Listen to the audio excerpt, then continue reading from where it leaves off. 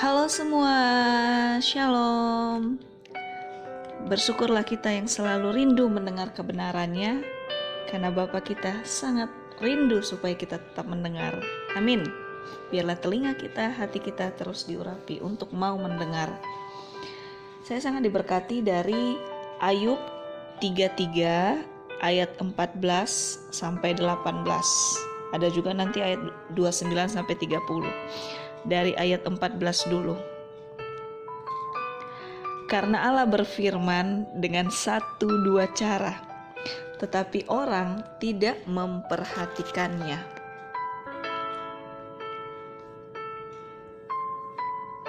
Jadi, Tuhan kita itu unik. Tuhan kita itu simpel. Dia gak ribet. Manusianya aja yang ribet. Yang butuh harus disadarkan dulu dengan hal-hal yang wah, atau seolah harus ngalamin hal-hal yang gak enak dulu, terus mentok, baru deh kembali ke Tuhan, atau baru deh mulai lihat kebenaran firman.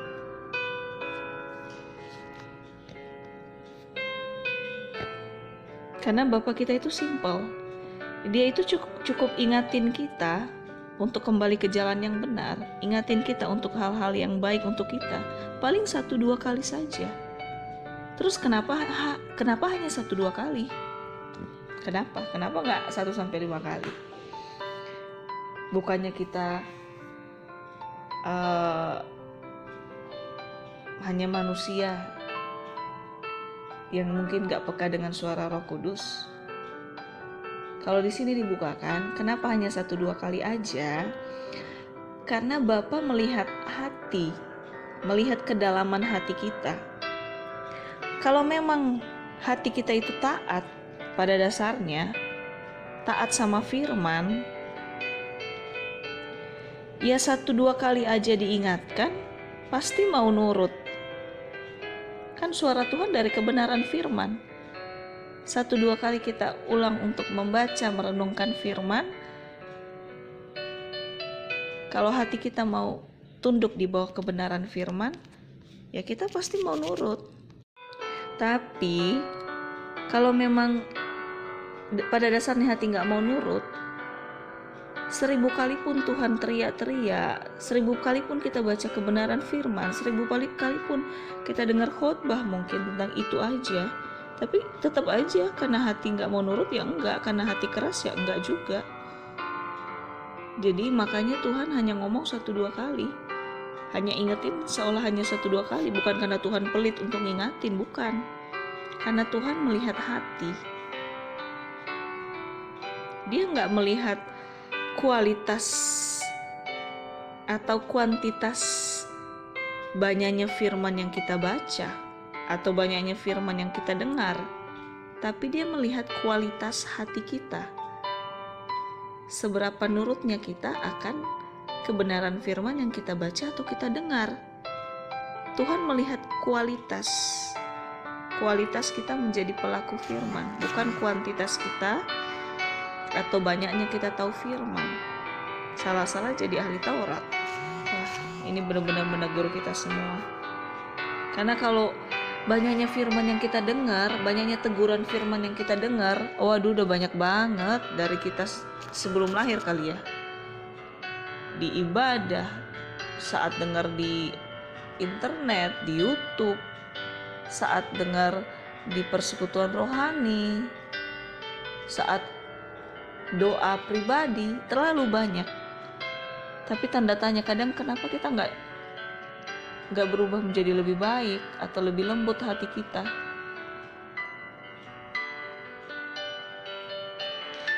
Jadi mari kita benar-benar jaga hati dan punya kerinduan supaya hati kita dilembutkan terus, supaya mau dibentuk terus.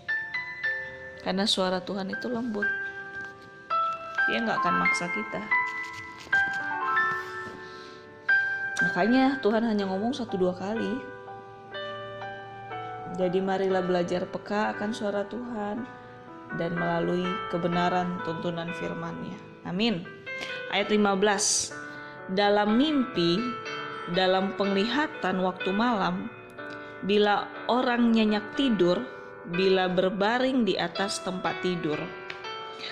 Kalau sepintas dibukakan lagi, kalau dalam mimpi itu diibaratkan ketika posisi pikiran dan hati kita sudah tenang, lebih tenang.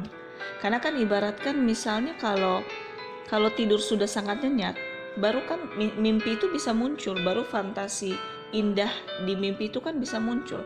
Nggak mungkin orang yang belum tidur nyenyak atau kayak tidur ayam, bentar bangun, bentar kaget, nggak mungkin langsung mimpi atau mimpi indah. Pasti sudah masuk di alam bawah sadar, udah nyenyak banget tidur, baru mimpi itu muncul. Jadi maksudnya di sini suara Tuhan akan gampang kita dengar, akan gampang kita pahami, kita resapi. Kalau kita dalam kondisi benar-benar tenang dulu, benar-benar dalam mimpi dulu, ibaratnya. Terus dibilang lagi di sini dalam penglihatan waktu malam. Itu maksudnya apa? Ini saya dibukakan ibarat malam diibaratkan kan gelap.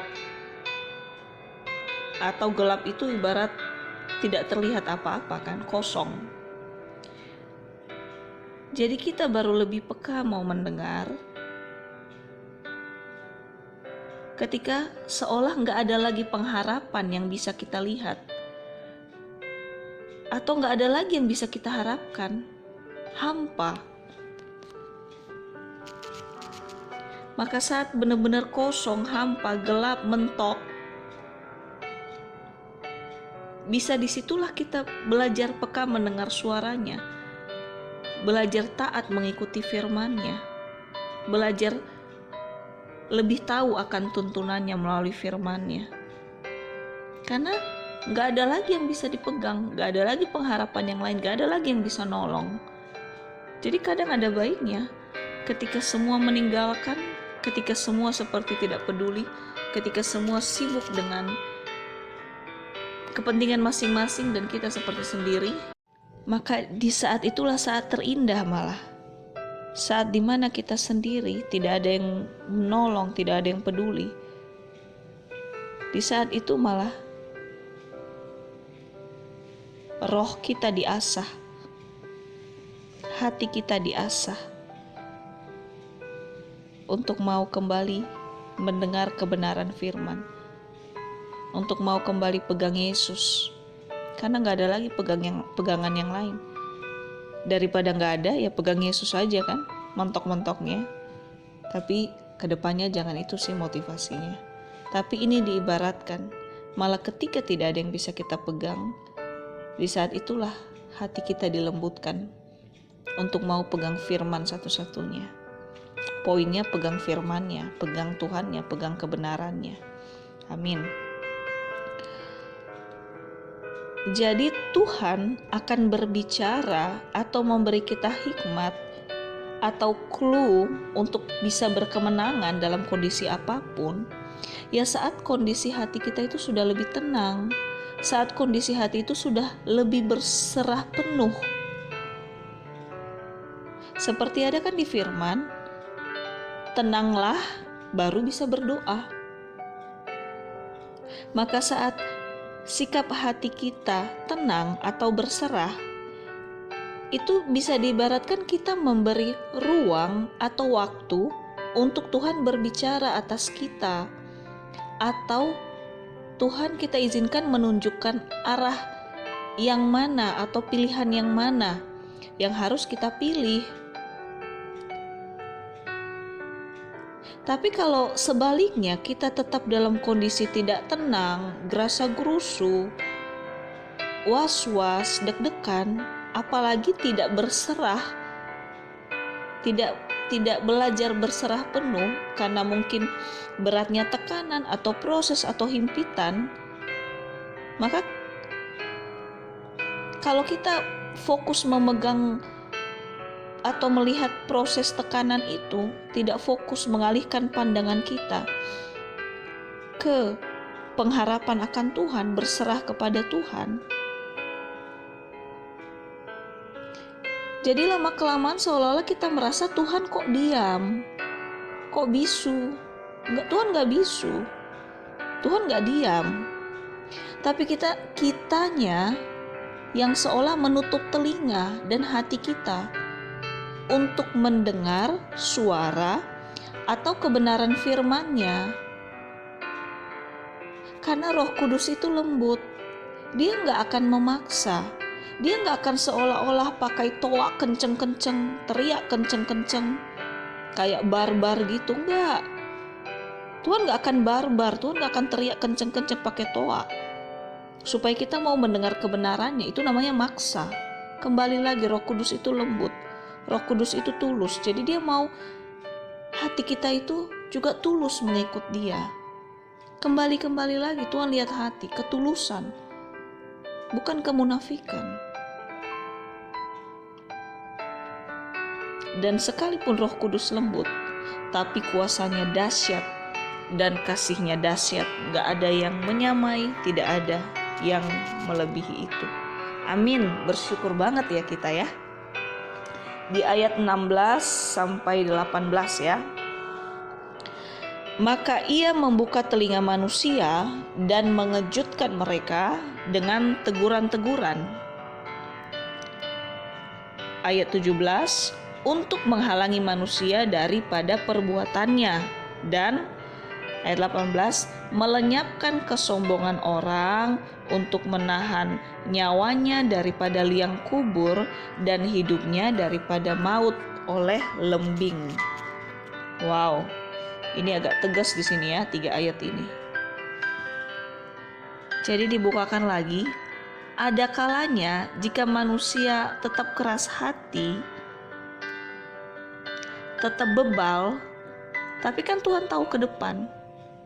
Ya kan? Jauh ke depan Tuhan tahu.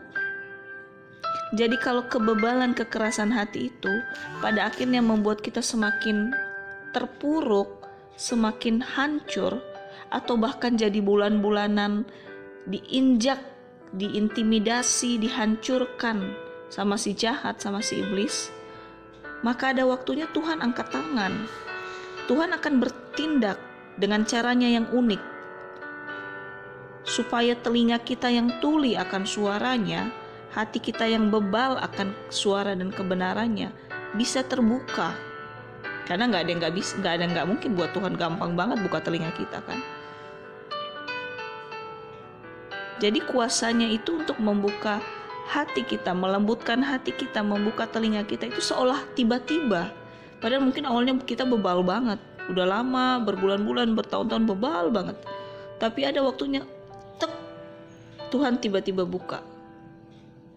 Dan memang pasti ada teguran-teguran khusus untuk pada akhirnya bisa mengubahkan kita menjadi lebih baik ke depannya. Walaupun mungkin awal-awalnya ketika untuk melembutkan hati kita, melembutkan pendengaran kita, ya mungkin awal-awal ya seperti kita dikuliti, ditegur banget, dihantam banget sama firman. Tapi tetap aja teguran, hantaman firman pun itu untuk membuat kita selamat, bahagia, dan damai sejahtera pada akhirnya. Cara Tuhan selalu unik dan gak pernah sama untuk setiap orang. Tapi tujuan kasih-Nya selalu sama untuk setiap orang yang mau berharap dan berseru kepadanya, untuk semua orang di seluruh dunia. Amin. Terus ayat 29. Sesungguhnya semuanya ini dilakukan Allah 2-3 kali terhadap manusia. Ya kayak teguran tadi ya.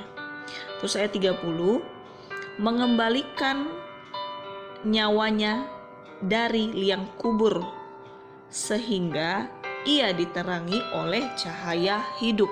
Inilah tujuan Tuhan tadi ya. Jadi Bapa terlalu sayang sama kita, kasih-Nya sempurna, tidak berkurang sedikit pun. Sekalipun kita sering seolah up and down, jatuh bangun, tapi Tuhan selalu cari cara yang unik. Bahkan Tuhan tetap berjuang loh untuk kita selama kita di dunia. Dia berjuang untuk terus meluputkan kita, menyelamatkan kita terus dan terus. Dia nggak pernah ingin kita jatuh ke dalam kehancuran, keterpurukan, penderitaan. Karena rancangannya untuk kita adalah satu, damai sejahtera, bukan kecelakaan. Jadi betapa bersyukurlah kita ya. Kita manusia biasa yang dari debu tanah diberikan rohnya untuk kita bisa hidup. Dia hanya ingin ketulusan hati kita, menyembah Bapa dengan ketulusan. Dan ketika pun kita jatuh atau menjauh atau budak akan kebenaran, Dia gak akan izinkan kita jatuh terpuruk sampai mati.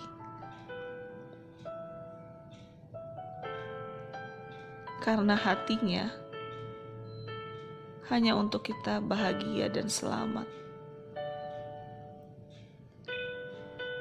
Tuhan Yesus bukan hanya berjuang saat di kayu salib dan selesai.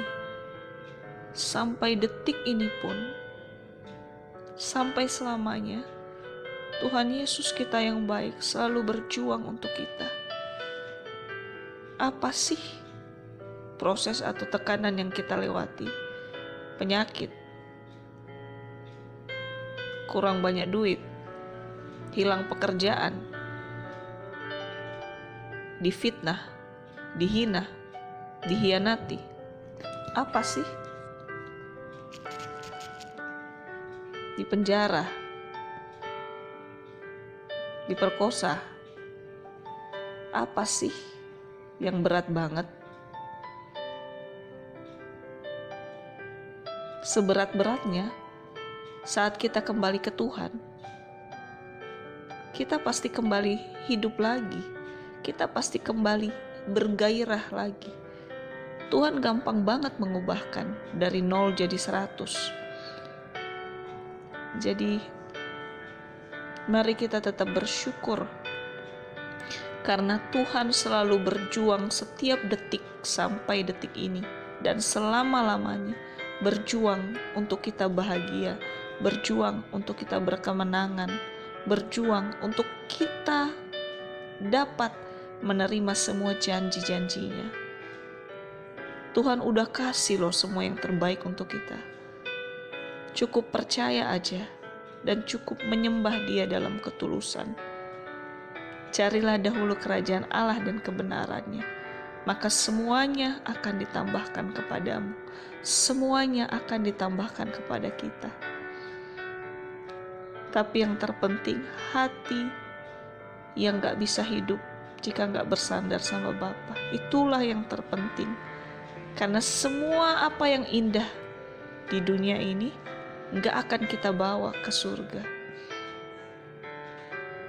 Kita telanjang saat datang, saat lahir. Kita telanjang pun saat dikubur. Tapi di dalam Tuhan kita hidup dalam kekekalan, dan tujuan kita masuk ke surga kelak bukan hanya asal masuk.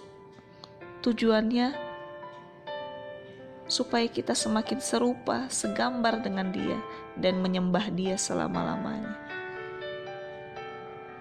Surga itu tempat. Tujuannya adalah supaya kita semakin meniru Bapa kita dan menyembah Dia selama-lamanya. Diberkatilah kita semua dan bahagialah kita semua hanya karena kita terus melekat pada pokok anggur kita yang hidup. Selalu ada kehidupan ketika kita berpegang pada pokok kehidupan. Jangan pedulikan apapun yang sedang kita alami, tapi biarlah rancangan Tuhan yang membantu membereskan apa yang harus dibereskan dalam hidup kita. Yang terpenting, melekat erat dulu di dalam ketulusan dan penundukan diri. Tuhan Yesus memberkati kita semua. Haleluya. Amin. Semangat ya. God bless.